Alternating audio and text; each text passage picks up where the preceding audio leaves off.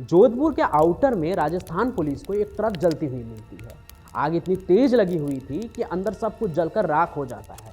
उसके अंदर जो इंसान होते हैं दो, वो भी कंकाल में बदल जाते हैं। यहाँ पुलिस के लिए ये आइडेंटिफाई कर पाना मुश्किल था कि आखिर ये लाश किसकी है। बाद में ट्रक के चेसिस नंबर से पता चलता है कि ट्रक जो है वो दिल्ली से आया है और इसके अंदर जो ड्राइवर था वो नेवी से रिटायर एक इंसान था जिसका नाम होता है बालेश कुमार। लेकिन अभी भी पुलिस को ये पता नहीं चलता है कि आखिर उसके साथ जो इंसान बैठा था वो कौन था।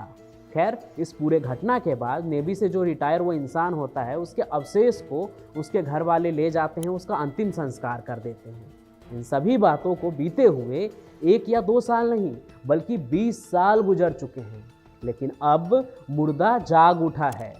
नेवी से रिटायर जो इंसान ट्रक में जल गया था अब वो पुलिस के गिरफ्त में है। उसके जानने वाले भी ये यकीन नहीं कर पा रहे हैं कि जो इंसान मर गया था आखिर वो अब जिंदा कैसे हो गया।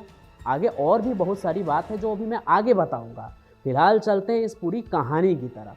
नमस्कार, मैं पंचम प्रकाश और आज क्राइम कनेक्ट पर आप नेवी से रिटायर हुए एक मुर्दे की कहानी के चश्मदीद गवाह बनने जा रहे हैं जो 20 साल बाद पुलिस के गिरफ्त में आता है और एक ऐसे राज के साथ आता है जिसे सुनने के बाद पुलिस के भी तोते उड़ जाते हैं।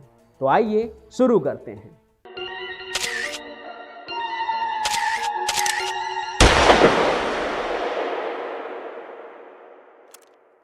अमन देश की राजधानी दिल्ली में रहने वाला एक साधारण इंसान होता है जो दिल्ली के नजफगढ़ के रोशन गार्डन में ही रहकर अपने रिटायरमेंट लाइफ को एंजॉय कर रहा था। बाकी लोगों की तरह ही उसका भी एक नॉर्मल लाइफ था। वो अपने घर से ही प्रॉपर्टी डीलिंग का काम देखता था और इन सभी चीज़ों के अलावा वो शाम को दोस्तों के साथ बैठकर ताश के पत्ते भी बिखेरता था। उसका मन भगवान में भी काफ़ी लगता था, इसलिए अपने ही घर पर वो काफ़ी भजन कीर्तन का आयोजन करता था। उसे देखकर कभी मोहल्ले वाले को ये नहीं लगा कि वो उनसे अलग होगा। अब ये सब कुछ चल रहा था। इसी बीच एक दिन अमन के घर पर दिल्ली क्राइम ब्रांच आ धमकती है और उसे गिरफ्तार कर कर अपने साथ ले जाती है, क्योंकि उन्हें अपने खबरी से एक ऐसी टिप मिलती है जिसके बाद उनके होश उड़ जाते हैं। खबरी बताता है कि ये जो अमन है वो एक नकली पहचान के साथ रह रहा है। नजफगढ़ में वो बस एक नकली नाम के साथ ही नहीं बल्कि उसकी जो पिछली 20 साल की ज़िंदगी है वो सभी नकली है। इन सभी चीज़ों के बाद जब अमन अपने बारे में बताता है तो सबके होश उड़ जाते हैं। दिल्ली पुलिस झन्ना जाती है।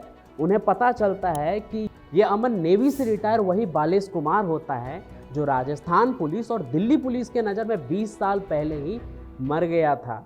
उसके घर वाले को भी इस बात की भनक नहीं थी कि वो 20 साल से जिंदा था। अब आखिर ऐसा क्या हुआ जो ये बालेश कुमार 20 साल से गुमनामी की ज़िंदगी जी रहा था। इन सभी चीज़ों के बारे में अगर आपको जानना है तो बालेश कुमार के शुरुआती ज़िंदगी को समझना होगा जब वो नेवी से रिटायर हुआ था। कहानी काफ़ी पुरानी है, 1996 की, जब बालेश कुमार नेवी से रिटायर हो जाता है। उसके बाद वो सोचता है कि कुछ काम किया जाए और वो अपने भाई के नाम पर रजिस्टर्ड ट्रक से कार्गो ट्रांसपोर्ट का काम शुरू कर देता है। और उसके 4 साल बाद ही कोटा हाउस में एक बहुत ही हाई प्रोफाइल चोरी होती है और इसी चोरी में बालेश कुमार का नाम सबसे आगे आता है, जिसमें सिर्फ बालेश कुमार ही नहीं बल्कि उसके पिता और एक राजेश कुमार नाम का शख्स होता है जो बालेश का ही मुंह बोला जीजा होता है। तीनों को जेल हो जाती है, लेकिन कुछ समय के बाद तीनों जमानत पर बाहर आ जाते हैं। कई साल बीत जाते हैं और उसके बाद समयपुर ट्रांसपोर्ट पे बैठकर बालेश कुमार, उसका भाई सुंदरलाल और उसका मुंह बोला जीजा जो होता है राजेश कुमार, ये तीनों बैठकर शराब पी रहे होते हैं। और शराब पीने के दौरान ही इन दोनों की बातचीत आगे बढ़ती है और जो ये बालेश कुमार होता है ये नशे में एकदम धुत हो जाता है, आउट ऑफ कंट्रोल हो जाता है और बहकी बहकी बातें करने लगता है। और इसी बीच वो राजेश कुमार के साथ उसकी बहुत ही कहासुनी शुरू हो जाती है और वो कहता है कि वो उसका कोई रिश्तेदार नहीं बल्कि उसके रखेल का पति है। मतलब ये बालेश कुमार जिसे अपनी मुँह बोली बहन कहकर राखी बंधवाता था उसी को ये यहाँ पर अपना रखेल कह देता है, जिस बात पर राजेश को बहुत गुस्सा आ जाता है। और लाजमी है किसी को भी गुस्सा आएगा अगर कोई दूसरा उसके पत्नी के बारे में ऐसी बात करे तो गुस्सा आना तो जाहिर सी बात है। अब उनका जब ये बातचीत आगे बढ़ता है ना तो उनकी कहासुनी लड़ाई में बदल जाती है। अब उनके बीच ऐसी लड़ाई शुरू हो जाती है कि राजेश कुमार को बालेश कुमार और उसका भाई सुंदरलाल मिलकर मार देता है। उसे जान से मारने के बाद वो उसके लाश को ठिकाने लगाता है और दोनों फरार हो जाते हैं। हत्या के बाद पुलिस बालेश कुमार को ढूंढ रही थी और बालेश कुमार भागा भागा फिर रहा था। फिर एक खबर आती है कि राजस्थान में एक ट्रक में आग लग गई है और बालेश कुमार उसमें जलकर मर गया है। अब यूं तो बालेश कुमार ने एक मर्डर किया था जिसके आरोप में दिल्ली पुलिस उसे ढूंढ रही थी, लेकिन जब बालेश कुमार जिंदा ही नहीं है तो पुलिस पकड़ती किसे? इसलिए उसके केस को रफा दफा कर दिया जाता है और उसका फाइल बंद हो जाता है। असल में ये सभी बालेश कुमार की प्लानिंग होती है कि ट्रक में आग लगाना और उसका मर जाना, ताकि वो पुलिस के चपेट से बच सके। अब होता भी ऐसा ही है, पुलिस उसे मरा हुआ समझकर केस बंद कर देती है। लेकिन 20 साल बाद इस पूरे कहानी में एक मुखबिर की एंट्री हो जाती है, जिसके बाद बालेश कुमार का जो ये पूरा प्लान होता है इसका पर्दाफाश हो जाता है और वो पुलिस के गिरफ्त में है।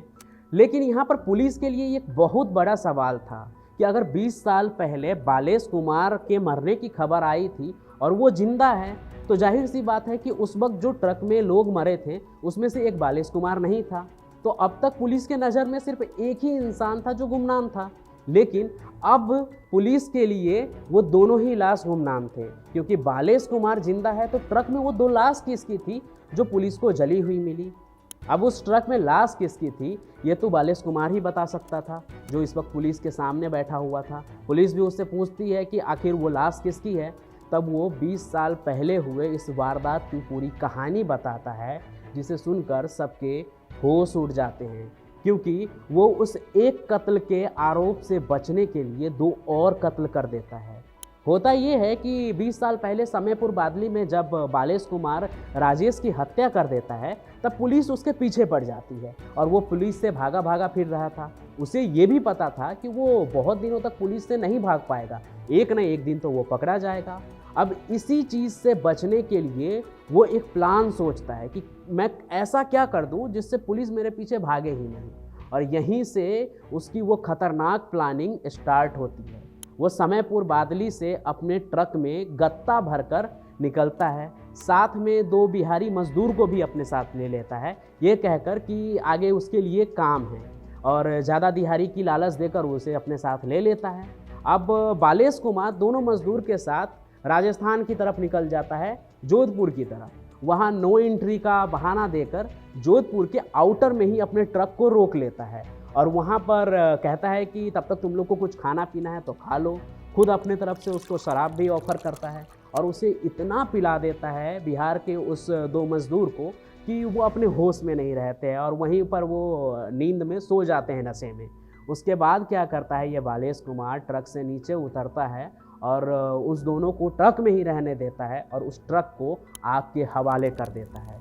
ट्रक धू धू कर कर जलने लगती है और वो वहीं खड़े होकर देखता है उस ट्रक को जलते हुए, शायद इसलिए कि कहीं वो दोनों जो बिहारी मजदूर थे उससे भागकर निकल ना जाए। लेकिन ऐसा होता नहीं है, वो दोनों उसी में जलकर मर जाते हैं और खुद बालेश कुमार वहाँ से भाग निकलता है। उसके बाद वो अलग अलग स्टेट में जाकर रहने लगता है। कभी वो पंजाब में जाकर ट्रक ड्राइवर की नौकरी करता है तो कभी सोनीपत में। अब इन सभी चीज़ों के कई साल बीत जाते हैं। बालेश कुमार को ऐसा लगने लगता है कि अब सभी लोग उसे भूल गए होंगे और पुलिस के नज़र में भी तो वो मर चुका था, तो वो दोबारा से दिल्ली वापस लौटने की सोचता है। साल 2011 में वो वापस आकर दिल्ली के नजफगढ़ में रहने लगता है, एक नए जगह पर नए पहचान के साथ। वो अपना नाम बालेश से बदलकर अमन रख लेता है और वहाँ पर उसके साथ उसके परिवार वाले भी रहने लगते हैं। वही परिवार वाले जो 20 साल पहले उसके मौत पर झूठा आंसू बहा रहे थे, ऐसा दिखा रहे थे कि उन्हें कुछ पता ही नहीं है, जबकि उन्हें पता होता है कि बालेश कुमार मरा नहीं, जिंदा है। उसका जो पूरा परिवार होता है वो पहले उत्तम नगर में रह रहे थे, लेकिन बाद में जब बालेश कुमार अमन बनकर दिल्ली लौटता है तो वो उनके साथ ही नजफगढ़ में रहने लगते हैं। लेकिन वहाँ रोशन गार्डन में किसी को पता नहीं होता है कि ये जो एक परिवार है अमन का, ये एक झूठे पहचान के साथ जी रहा है। न सिर्फ झूठे पहचान बल्कि एक झूठे रिश्ते के साथ भी। यहाँ पर अमन सबको ये बताता कि जो उसकी बीवी है वो बीवी नहीं, साली है, और वहीं बालेश की जो बीवी है वो सबको ये बताती थी कि वो एक नेवी से रिटायर इंसान की विधवा है। सभी को लगता है कि वो नॉर्मल लोग हैं, लेकिन असल में वो नॉर्मल होते नहीं हैं, एक राज छुपाए बैठे होते हैं, जिसका जो ये पूरा राज होता है इसका पर्दाफाश हो जाता है 20 साल बाद, जैसा कि मैंने पहले भी बताया। वो भी सिर्फ बालेश कुमार के एक गलती के वजह से, उसके शराब पीने की लत और शराब पीने के बाद बहक जाने की वजह से, जो कि आपने इस कहानी में पहले भी जाना कि जब राजेश कुमार अपने ज़िंदगी का पहला हत्या कर देता है तब भी वो नशे में होता है, और जब वो नशे में अपनी ज़िंदगी की आप बीती बता रहा होता है, यहाँ पर पुलिस का एक खबरी दीवार के एक कान की तरह उसकी पूरी ज़िंदगी को सुन लेता है और आगे जाकर पुलिस को ये इन्फॉर्म कर देता है कि नजफगढ़ में एक इंसान रह रहा है जिसका नाम अमन है, लेकिन वो अमन नहीं है, बालेश कुमार है, जिसके ऊपर एक हाई प्रोफाइल चोरी का भी आरोप है, एक मर्डर का भी आरोप है, और उस मर्डर से बचने के लिए, उस मर्डर की सज़ा से बचने के लिए वो 2 और कत्ल कर देता है। अब ये बालेश कुमार पुलिस के गिरफ्त में हैं, उसके पूरे 20 साल की प्लानिंग बस एक शराब के लत के वजह से धरी की धरी रह जाती है।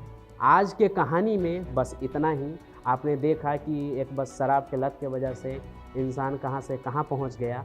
हालांकि जो जुर्म करने वाला कितना भी बड़ा हो, एक न एक दिन पुलिस के गिरफ्त में आ जाता है, कानून के गिरफ्त में आ जाता है और उसे सज़ा भी मिलती है। ये बालेश कुमार भी अब पुलिस के गिरफ्त में हैं और उसके ऊपर कत्ल और चोरी का भी जो है वो मुकदमा चलेगा।